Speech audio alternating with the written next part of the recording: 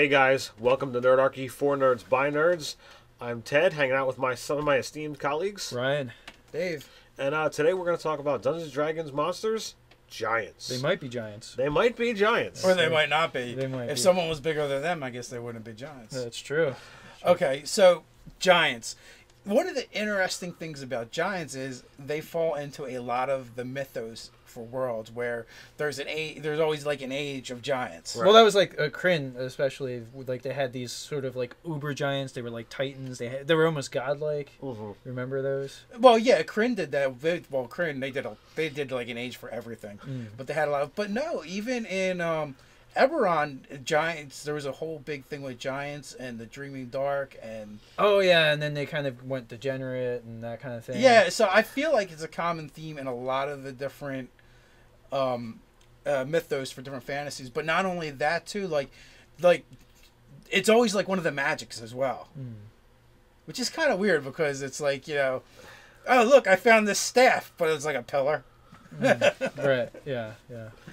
So okay, so giants. What we do is, we take different monsters from the monster manual. We talk about them, and we try and use them in a game.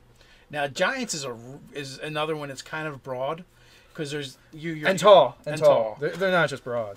You have your distinctive giant races. The hill giant, stone giant, frost, fire, cloud, and storm. But there's also and heart. Yeah. And when we put form together, they form Captain Planet Giant Planet. Yeah. Nice. Or is that just a Titan? Is that Atlas? That's probably just straight up Atlas. Yeah, That's straight up Atlas. That's right. So you got that. Yeah. And where do we go from there? Where do we go from Atlas and Captain Planet? So basically one of the things we would say is how to use them in new and interesting ways. So what's a new and interesting way to use a giant? It's not only new and interesting ways, but I think we have to. Their kingdoms, we have to dissect a little bit too, and the fact that there are other giants. That there's I don't know if Cyclops falls into the giants. They're giant kin. Like you have the trolls, ogres, Etten. Yeah. So Ogre Magi even. Yeah, Ogre Magi, and then depending on what edition of Dungeons and Dragons you're using, you have the Furbolgs. There's forest. It's like they have a giant Fomorians. Yeah. There's like a giant for everything. I love the Fomorians from 4th edition on. That I know you don't like 4th edition, but a lot of the Shadowfell and Feywild stuff that did was really cool, and the idea that the Fomorians were this cursed race of giants in the Feywild, in the Underdark of the Feywild, I found really interesting. Well, yeah, I mean, it was the mechanics of 4th ed more so than anything. I wasn't a fan. Like story stuff, you can find story and plot inspiration from just about anything. The 5th edition monster manual has a lot of really good RP stuff about giants, and one of the most comical or interesting thing about them is there is an absolute hierarchy, and every giant puts himself at the top of it. Well, no, absolutely not. It's the opposite. It's like whatever the hierarchy is. I don't have it memorized, but if your race of giant is higher up, if you're the lowest of low of your race of giant, you are better than the king of the lower level tier. It's crazy. Yeah. So it's like, well, it's funny that they all sort of buy into it, and they do. So it's like you won't encounter an ogre that says, "Oh well, I'm better than a fire giant." It's like, nope. Sorry, you're lower on the tier. Yeah, or the hill giant even, because he's also going to be one of the lower. Because I think they're the next step up from the ogre. Well, although I don't know that an ogre falls into that because they're giant kin, but they're not the giants. Right. They have the giant subtype is really what it comes down to. And even that's almost like saying a wyvern is a dragon. Right. That's true. Right, yeah. Actually, we've only gotten to play kind of a couple of sessions of it. I'm still kind of working on it. But I have my own campaign setting, Wake of the Titans, where everything was it was a world ruled by giants up until a certain extent. So pretty much all of the kingdoms are these massive cyclopean ruins that like the smaller races are like, oh, there's these sweet structures that we can build in and this and that. So like, you know, all the deities are kind of like modeled after being like paragons of certain the various giants and this and that.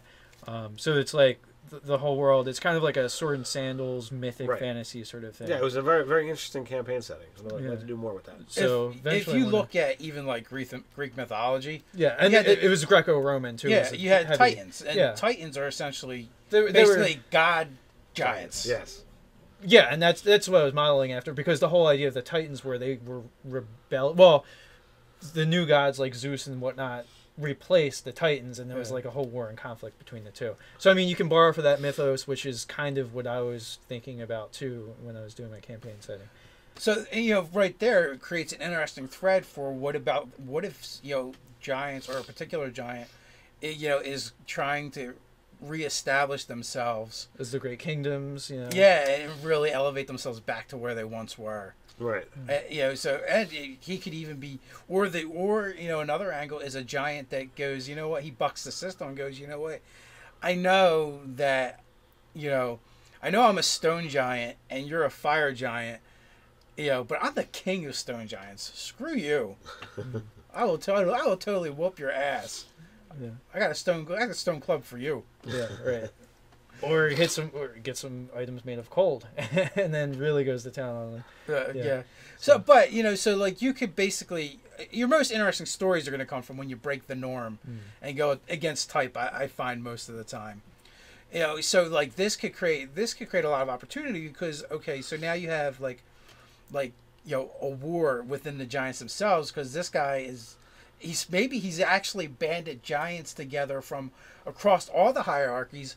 Because they're going, oh well, you know what? He's got a good point. You know, just because I'm a frost giant, why should I have to bow down to a cloud giant? Right. Well, I mean, and then wars amongst giants like that is really like landscape altering stuff. Oh yeah, that's between the level of magic, the sheer like a siege weapon, a giant siege weapon, like what they would consider, like to punch holes in like a giant castle, like, you know, just imagine. That's you know, going to be stronger than a cannon. Yeah, absolutely. So, I mean, yeah, you just have the things where, like, you know, whole mountainsides could be decimated or reformed or, you know, whatever. Just so giant warfare. I could definitely see like a cloud giant, being you know, that guy to or girl or woman to raise an army of, you know, mongrel giants to try and usurp, you know, the cloud or the storm giants and elevate themselves up. Like that could be a whole campaign unto itself.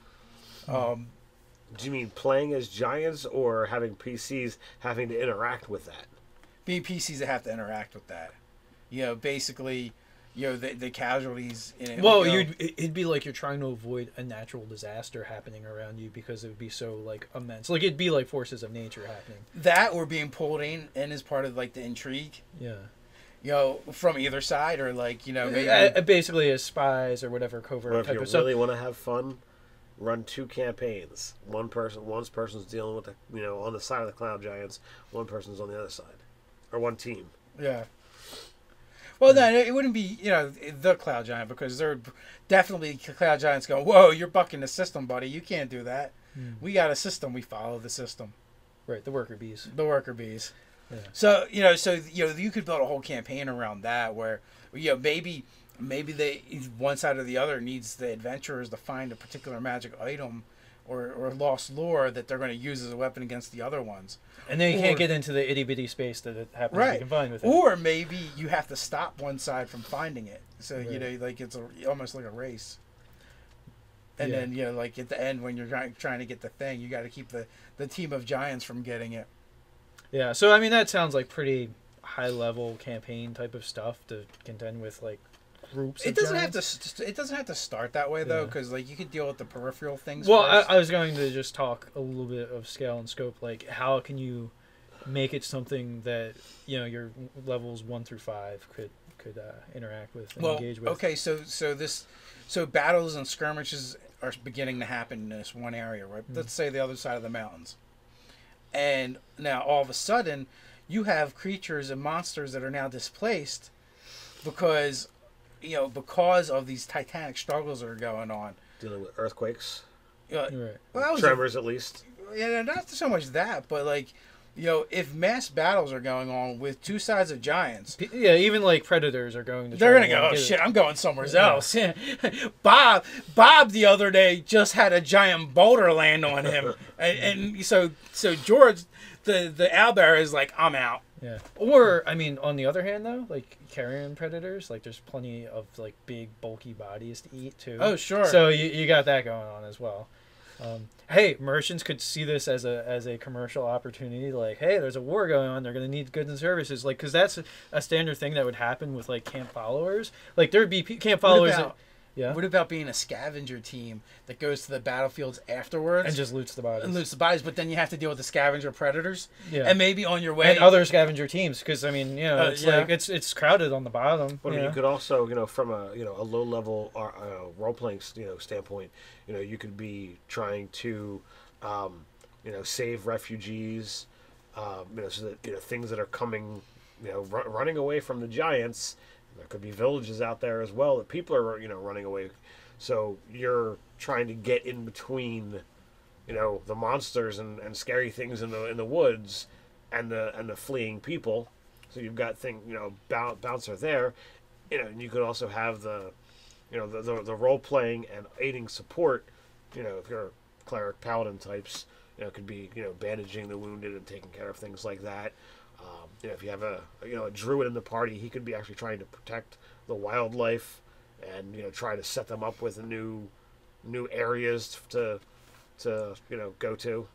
Or another idea too is that like there could be like a seer or a prophecy that pops up about this war, like, and this is the war that's going to end the world. Ragnarok sort of status. Yeah. So as a low level PC, you could get involved that way. Maybe you have to find things that to help put an end to this somehow. Right. Or instead of a seer or prophecy, it could be just a third party, whether it's a divine being like a deity, or just a dragon that controls that area. Going, man, this is going to be an issue. Even I have to worry about an army of giants. Right. Yeah. So I think there's definitely ways to pull the PCs into that kind of a campaign, and then also. I didn't watch the whole thing, but Fistful of Dice, he's doing his Provokers campaign, and one of the things was which is really good. I started listening to the first session of it. Yeah, they're awesome. Well, Matt Click does super awesome accents. Like his NPCs are great. So. Well, they did one where they're basically trying to raise an army, so they have to go to the dwarves, but there's giants that have taken up residence in the past, and they're basically keep pinning the dwarves in. If the dwarves even had a reason to come through. So like one of the things that they had to do is basically, get rid of the giant presence in order to even get to the dwarven kingdom, to enlist the aid of the dwarves in this battle to stop the big bad. So what did they get to like oust giants to eat them or whatever? Dragons? A flock of dragons? No, I think they were just going to have to go in there and do some house cleaning. I don't think it was like... It was probably like a small clan or something, but basically because of, the location... I guess it was runes that were... that basically were above the pass. So it was a strategical location, basically held by giants. I don't know how many. And I didn't actually listen to that session. But I listened to the session before when they're talking about... going to do it. Issues that are going to so I was like, well, that's a cool idea. Yeah. So, and it's a good example of an interesting way to use giants. And why would you be going to interact with giants and who wants to tussle with giants anyway? Yeah. It's going to be a huge pain in the ass. Yeah. I don't know. I can think of a pair of first level characters that are willing to draw swords. Foolish enough to do that get soccer punted and basically die. and see that, and Ryan said you couldn't use giants in a low level campaign. Absolutely not. Yeah. Yeah. It worked out fine. Yeah. Yeah, only one character actually died. It's true. But he got better. Yeah, he got resurrected. Only one character was harmed in the making of this giant plotline. Yeah. Yeah. So I traded a point of con for wisdom. It's all good. It happens. Oh yeah, back in the day. Back in the day. The cost of resurrection. Your constitution. So, giants. They're big. They're scary. They're bad. They are bad. A lot of them are bad. Some of them are. Or, and you were saying, well, how do you use them at low levels? Well, if you go with a giant themed runes, that creates an interesting way for your players to experience giants without directly interacting with giants. Yeah. Well, and then you have their lower level proxy, like a level relative, like a second level party could take on an ogre, and that gives them like an inkling of just like the power of a full-on giant. After the ogre one shots the wizard and puts him down, right? They know you know what you're gonna have to look forward to. Right, you know that you do not want to be near his damn club. That's all you know. Yeah, that's what you his learn. Club, his foot, his face, his fist. Yeah, just definitely want to stay out of the range of the fist of the ogre there. That's for sure. You know, so and then you could also do just straight up role playing stuff where your civilization that you're from has to come in contact with a giant civilization, and maybe you deal with them as diplomats, right? Or and trying to just not be diplomat dinner. Yeah. Right. And and also too, like, I mean, depending on the type of giant, some of them aren't too good with their thinking skills there. So like maybe a tribe of hill giant could enlist you to like their oracle's been stolen, like whatever item or talisman that would be. And like they're willing to reward you handsomely because hill giants have probably waylaid a bunch of people taking all their stuff, so they can give you like. Well, or the other side is they're now rampaging because someone took their stuff. Well, or that too. Yeah. And by finding it and getting it back to them, that stops. You can stop the rampaging hill giants and bring peace to the land. Right. Yeah. For a little while. Or or the other thing is like giants could be eating people's like whole flocks of sheep in the season or whatever livestock, this or that. Well, then, but then you're really talking about direct conflict. I was thinking along the lines of the indirects. Yeah, the indirects where, you can have giants in your campaign well, I mean, without getting smushed. Well, if you've got, if you're in a town that has, like, a history of heroes, you could be just one of a few teams that are set out to investigate what is causing the problem because it's beneath the higher level of adventurers. And I know it takes some of the glory, but it's like your first level, you're not good enough to interact with blah blah blah the noble, but if you can go figure out why these sheep are missing, you can go to Farmer Joe's. Yeah, right. So you go and you find out, okay, well it's giants. It's like, well you solved the problem. Then we'll put the real guys. These guys are going to go deal with the problem, and you get a little bit more prestige because you've actually solved it. The other guys. You're the other guys. You are the other guys. Yeah. So, yeah, there's different things like that. And it depending on your campaign history. Like, I think that's a great way to introduce giants and what they were. And again, like, if you have that one megalomaniac giant that tries to restore them to their former glory. I mean, this is, like, definitely a higher level campaign thing. But that could be really interesting as well. As he's trying to amass the power from, their ancient civilization and rise them up again. And then you're questing for like giant slaying arrows and bane weapons because you're gonna have a horde of problems to do. Hammer thunderbolts, build a giant strength, call some ogre power. Where are they? Yeah. Where can I get them? Where? Can I just click Amazon? Does that work? Yeah. I don't think so. No internet access. Yeah. No, I thought you were going to say something about, the female, shoves her spear at you. Right. What? The Amazon. The Amazon. Oh, the Amazon. Yeah. So, with sailed that, over his head like a boulder. Go ahead and put, your comments down below, whether you agree, disagree. Your giant plot hooks. Whether you like my puns or not. While you're doing that, click like, share, subscribe. Hang out with us on Facebook. And check us out on Nerdarchy.com. So until next time, stay nerdy.